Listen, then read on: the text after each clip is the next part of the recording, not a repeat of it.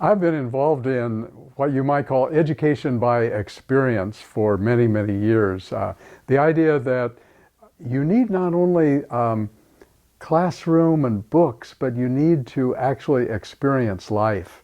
And this all started at Stanford, where I worked as Dean of Freshmen Men, and then started an organization called Volunteers in Asia to get some of our Stanford students out to this kind of experiential setting.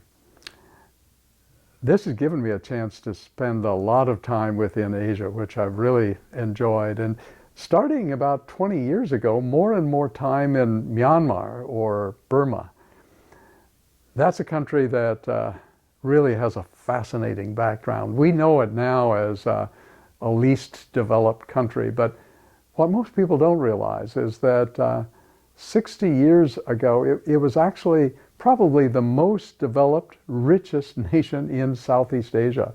World's largest exporter of rice, best university in Southeast Asia was located there.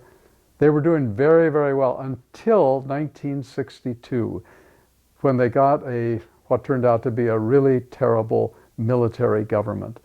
The economy went down, the country was closed off, universities and colleges were closed, and then finally in 2011, they began to get a democratic country.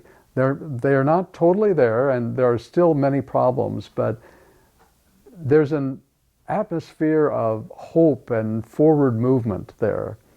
And interestingly, Japan has played a really important part in all of this. The Japanese government has been very active in overseas development aid.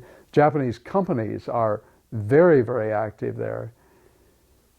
Probably the biggest single economic effort has been with what's called the Thilawa Free Trade Area.